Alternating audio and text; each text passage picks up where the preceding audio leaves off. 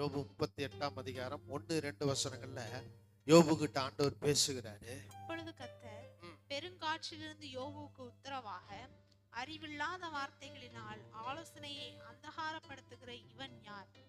யோபுவுக்கு தேவனை குறித்த அறிவு இல்லாத நிலை. தேவனை சொல்றாரு, யோபு உனக்கு என்ன குறித்த அறிவு இல்லை அப்படிங்கிறாரு. இது ஒரு எச்சரிக்கையா தேவன் சொல்லுகிறாரு. வேற எந்த தவறும் யோபுனிடத்திலே இல்லை. தேவனை பற்றிய அறிவு இல்லாததான் குற்றமா தெரிந்தது. தேவனை குறித்த அறிவு மிக மிக அவசியங்க. எத்தனை பேர் உணர்றீங்க? இங்க அதை தான் நாங்க போதிக்கிறோம். நாங்க ஏதோ ஒரு உபதேசத்தை போதிப்பதில்லை, ஏதோ ஒரு காரியத்தை கற்றுக் கொடுப்பதில்லை, இல்லை எனக்கு அடிமையாக மனிதர்களை மாற்றுவதில்லை. மாறாக தேவனை குறித்த அறிவிலே வளர்த்து கொண்டு இருக்கிறீர்கள். ஆமென். நீங்களாம் கொடுத்து வச்சோங்க. நாங்கள் இங்கே போதிப்பதெல்லாம் தேவனை குறித்த அறிவு. அந்த தேவனை குறித்த அறிவு யோபுவுக்கே இல்லை என்று சொல்லுகிறார் தேவன். பாருங்க, இந்த நாள்ல நீங்களாம் கொடுத்து வைத்தவர்கள்.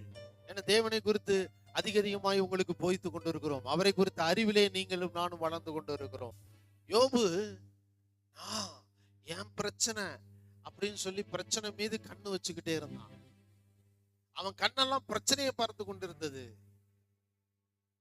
அப்பதான் தேவன் சொன்னாரு, உனக்கு என்ன குறித்து என்ன செய்யல அறிவு இல்ல, பிரச்சனையே பார்த்துட்டு இருக்கியே, உன் பார்வை தப்பா இருக்கு. மீ ஐ நான் எனது என் பிரச்சனை என் பிரச்சனை என் பிரச்சனைன்னு பார்த்துட்டு இருக்கிறீங்களா? கர்த்தர் சொல்றாரு, கர்த்தரை குறித்த அறிவு இருந்தா என் பிரச்சனைன்னு சொல்ல மாட்டீங்க, இது என்னோடதுன்னு சொல்ல மாட்டீங்க. ஆண்டவர் சொல்றாரு யோபு கிட்ட, உனக்கு என்னை குறித்த அறிவு இல்ல, என்ன குறித்த அறிவு என்ன, என்னுடைய சிருஷ்டிப்பை பார் அப்படிங்கிறார். ஆமென் சொல்லுங்க. உங்க பார்வை தப்பா இருக்கு. பெரிய தேவன், அவருடைய ஞானம், அவருடைய வல்லமை, அவருடைய இரக்கம்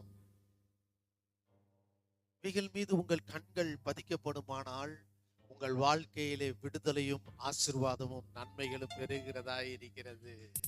உங்க பிரச்சனைங்கிற ஒரு சின்ன வட்டத்துக்குள்ள போட்டு அதை அப்படியே உட்கார வைக்கிறது பிசாசுடைய திட்டம். ஆனால் பிரச்சனைகளை விட பெரிய தேவன் என்னோடு இருக்கிறார், அவரை சிருஷ்டிப்பு எனக்கு வெளிப்படுத்தி கொண்டிருக்கிறது. ஆமென் சொல்லுங்க. விடுதலையோடு வெற்றியுள்ள கிறிஸ்தவ வாழ்க்கை வாழணும் அப்படின்னா உங்களுடைய கண்கள் உங்கள் பிரச்சனைகளை பார்க்க கூடாது, தேவனுடைய இரக்கத்தை, இயேசு கிறிஸ்துனுடைய காருண்யத்தை, இயேசு கிறிஸ்துனுடைய ஞானத்தை, அவர் எவ்வளவு பெரியவர் என்று அவர் மீது உங்கள் கண்கள் பதிக்கப்படுமானால் உங்க வாழ்க்கை வெற்றியுள்ளதா சீரும் சிறப்பும் உள்ளதாக மாறிவிடும். நான் சொன்னாங்க, பிரச்சனையை பெருசா நினைக்காதீங்க, வியாதியை பெருசா நினைக்க, எந்த வேணாலும் வரட்டுங்க. நான் 21 வருஷமா அந்த ஊழியத்துல வந்து நிறைய காரியங்களை ஆண்டவர்கிட்ட கத்துக்கிட்டு எல்லாம் சொல்லுவாங்க, இவங்க கத்து கொடுத்துட்டாங்க, அவங்க நான் சொல்றேன், அவங்கெல்லாம் எனக்கு கத்து கொடுக்க முடியாதுங்க, எனக்கு அவரு தாங்க கத்து கொடுக்குறாரு.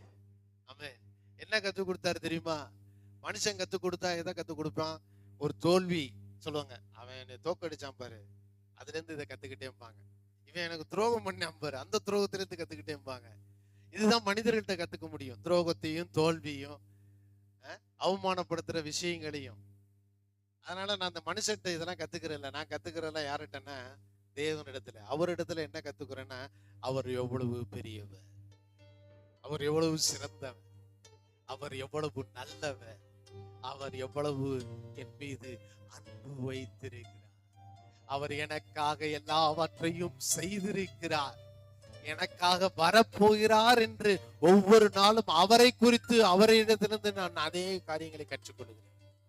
ஆமென். அதனாலதான் என்னுடைய வாழ்க்கை, என் குடும்ப வாழ்க்கை, ஊழிய வாழ்க்கையில சிறப்பா இருக்கு. மனுஷங்கிட்ட எல்லாம் கத்துக்கிட்டேன்னா வாழ முடியாது, ஊழியம் செய்ய முடியாது, நல்லதே பேச விட மாட்டான் அவங்கள. ஆமென் சொல்லுங்க. அல்லேலூயா. யோபு எழுதின அந்த பாடல் புத்தகம் 38 வசனத்துல யோபுட்ட தேவன் பேசுறாரு, போய் என்னை பத்தி பாரு, நான் எவ்வளவு பெரிய ஆளு, என்னை பத்தி பார்க்காம என்னை பத்தி பேசாம நீ உன் பிரச்சனையே பேசிட்டு இருக்கிறிய அப்படிங்கிறாரு. இன்னைக்கு உங்க பிரச்சனையே பேசிட்டு இருக்காதீங்க, தயவு செய்து தேவனை பாருங்கள். அவர் உங்களை வெற்றி சிறக்க பண்ணுகிறவர். தோற்று போவதற்காக தேவன் உங்களை அழைக்கவில்லை, உங்களை வெற்றி சிறப்பதற்காக அழைத்தார். ஆமென். எப்போ உங்க பிரச்சனையிலிருந்து கண்ணை எடுத்து அந்த வெற்றி தருகிற தேவனை நோக்கி பார்க்கிறீர்களோ அப்போ உங்க வாழ்க்கை முழுவதும் வெற்றிகள் வந்து கொண்டே இருக்கிறது நீங்கள் உணர்வீர்கள்.